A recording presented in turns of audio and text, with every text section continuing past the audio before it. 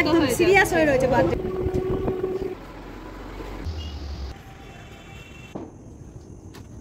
Hello everyone, good morning. আশা করছি তোমরা সবাই খুব ভালো আছো, আমরাও খুব ভালোই আছি। এখন সকাল প্রায় 9:30 10টা মতো বাজে। দেখো সকালবেলায় আমি বসে পড়েছি 14 শাক নিয়ে। আর চতুর্দশী আমাদের কিন্তু 14 শাক খেতে হয়, আর রাত্রেবেলায় ভূত চতুর্দশী উপলক্ষে 14 প্রদীপ জ্বালাতে হয়। আজ এরকম একটা শুভ দিনে আমার তরফ থেকে তোমাদের সবাইকে জানাই ভূত চতুর্দশীর অনেক অনেক শুভেচ্ছা। এই রিচুয়ালসটা আমি দেখেছি সেই ছোট্টবেলার থেকে, আর অনেকের মধ্যে কিন্তু এই রিচুয়ালসটা আছে। সকালবেলায় আজকের এই দিনটাতে মায়ের সঙ্গে পাড়ায় বেরিয়ে পড়তাম 14 শাক খুঁড়তে। এখন আর সেই দিনগুলো কোথায়, সবই অতীত হয়ে গিয়েছে। বাজার থেকে সকাল সকাল তোমাদের দাদা এই শাকগুলোই নিয়ে এসেছে, আর আমি বসে গেছি বাছতে। সব রকম মিলিয়ে এখানে প্রায় 15-16 রকমের শাক রয়েছে। আর সেই সঙ্গে নিয়ে এসেছে বেশ কিছু প্রদীপ। আর 14 প্রদীপগুলো সব আগের থেকে আনানো হয়েছে।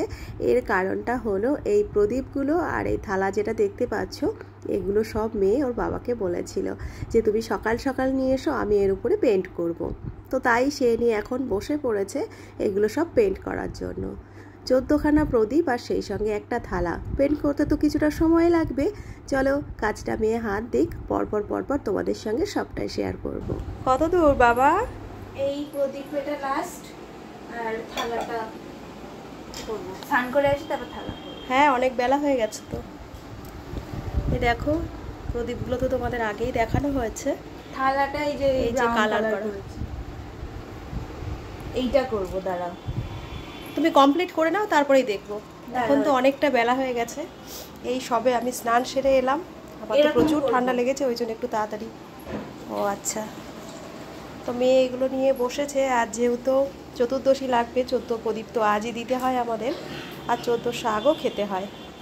তাই দেখো থালাগুলো কি সুন্দর, একদম প্লেন। বাজার থেকে আনার পরে জানো তো কোনো ঘষাঘষি কিচ্ছু করা লাগেনি। আর প্রদীপগুলোও দেখো তোমাদের দাদাই নিচে হাতে নিয়ে এসেছে, আর মেয়ে এগুলো সব আঁকছে। তো এখন তো এতটুকুই, কমপ্লিট হওয়ার পরে তোমাদের সঙ্গে তো সবই শেয়ার করব, আর রাতে প্রদীপও দেবো আজ।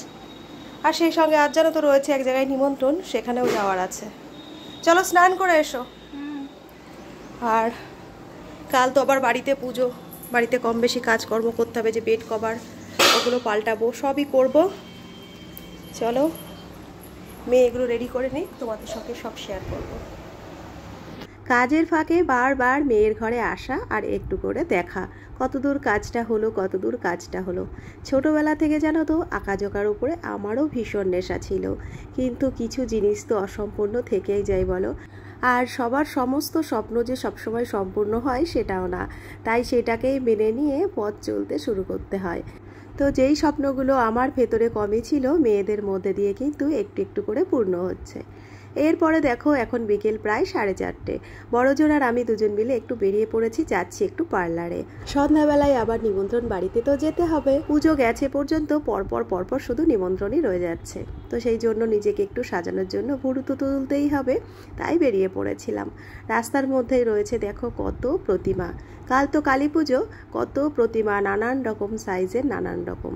কোনোটি আবার দেখো মুখ ঢাকা রয়েছে পেপার দিয়ে। তো এখান দিয়ে যাচ্ছিলাম, ভাবলাম নিজের ভিডিওর মধ্যে কিছুটা কয়েদ করে রাখা যাক। দেখতেও ভীষণ ভালো লাগছে দেখো, কত রকমের মূর্তি, আর প্রত্যেকটা মূর্তির মুখ যেন একদম মন হৃদয় দুটোই ছুঁয়ে যাচ্ছে। তোমরাই সামনের থেকে দেখো কি সুন্দর দেখতে। তো পার্লারে গেছিলাম যেখানে প্রথমে, যেই পার্লারটিতে, সেটি রয়েছে এখন বন্ধ। তাই পায়ে হাঁটা পথে এগিয়ে চলেছি, দেখা যাক সামনে কোনো পার্লার যদি খোলা থাকে। অবশেষে পার্লারের কাজ মিটিয়ে বাড়ি আসার পরে দেখছি মেয়ের প্রদীপগুলো পুরো কমপ্লিট করা হয়ে গেছে।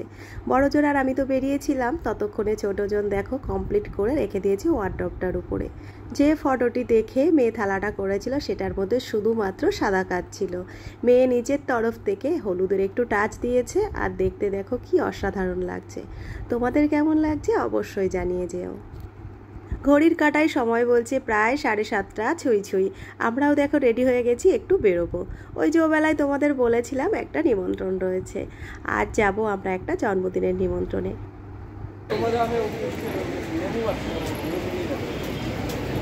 এই যে তুমি এখানে কেন? বাড়িতে সে এখানে কেন? এখানে কেন? রসগোল্লাটা আমি খাবো। এই যে রসগোল্লা, এই যে রসগোল্লা।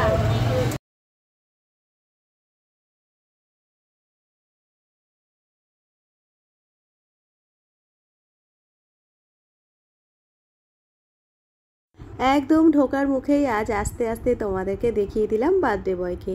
আমাদের বার্থডে বয় রয়েছে একদমই ছোট্ট, আর আজ হচ্ছে তার সবে 1 বছরের জন্মদিন পালন। আর তারই সেলিব্রেশনে আমরা সবাই মিলে হাজির হয়ে গেছি।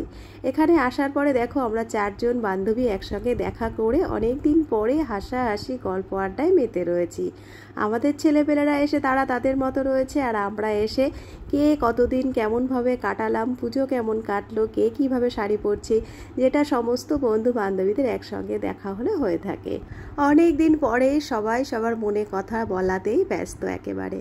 তো যাই হোক, তোমাদের সঙ্গে নিজেদের গল্প তো অনেক করলাম, এবারে চলো বার্থডে ডেকোরেশনটা তোমাদের সঙ্গে শেয়ার করি। আমরা সবাই মিলে যেইখানটিতে দাঁড়িয়ে রয়েছি ঠিক তার পাশটিতেই দেখো নানান রকম কালারের বেলুনস দিয়ে সুন্দর করে ডেকোরেশন করা, আর বসার জন্য সুন্দর একটা সিংহাসন মতো আনা হয়েছে। এদিকে আমাদের বার্থডে বয় তো আজ সেলিব্রিটি, সে এমনিতেই ছোট, তার উপরে থাকে আবার সবার কোলে কোলে, তাই তাকে নিয়ে সবাই এদিক ওদিক টানাটানি করছে, কোলে করছে, আদর করছে, আবার কখনো বা ফটো তোলার চেষ্টা করছে। তো দেখো তাকে নিয়েই সবার কিন্তু আজ টানাটানি। একটা আঙুল মুখের মধ্যে ভরে দিয়ে দেখো ছোট্ট বেবি একদম খেলা করছে, আর আমরা সবাই ব্যতিব্যস্ত হয়ে গেছি, কেউ একটু তাকে কোলে নেব, ফটো তুলব। তো যেটা হয়ে থাকে সমস্ত বাচ্চাদের পেলে আমরা যেটা করে থাকি, এখানেও কিন্তু সেটাই চলছিল। তারপরে দেখো আমরা সবাই মিলে দাঁড়িয়ে পড়লাম, একটু ফটো একটু ভিডিও তুলে নিলাম, আর অবশেষে চলে এসেছি কেকের পাশে। দেখো ভীষণ সুন্দর একটা কেক ওরা কাস্টমাইজ করেছিল, একদম ছোট্ট বেবি আর তার বার্থডের জন্য একদম উপযুক্ত একটা কেক ছিল। ওদিকে কেকটা তো কাটিং করা হবে, সবাইকে এক জায়গায় করা হচ্ছে, আর ইতিমধ্যে আমরা সবাই হয়ে গেছি এক জায়গায়। এতক্ষণ আমরা 4 জন ছিলাম, দেখো আমাদের আর এক ফ্রেন্ড চলে এসেছে, ও পাশে হাত দেখালো, তোমাদের হাই বলে দিল ও। সবাই মিলে এক জায়গায় হয়ে একটু ফটো তুলে আবার চলে এসেছি দেখো কেকের পাশে, আর এখন দেখো কেক কাটিং পর্ব চলছে। একদম ছোট্ট বেবি আমাদের কেকটা দেখে সে বুঝতেই পারছে না ওটা কি করতে হবে, তাই ওর মায়ের সঙ্গে থেকে কেকটা কাটিং করে দেখো ওকে খাইয়ে দিচ্ছে।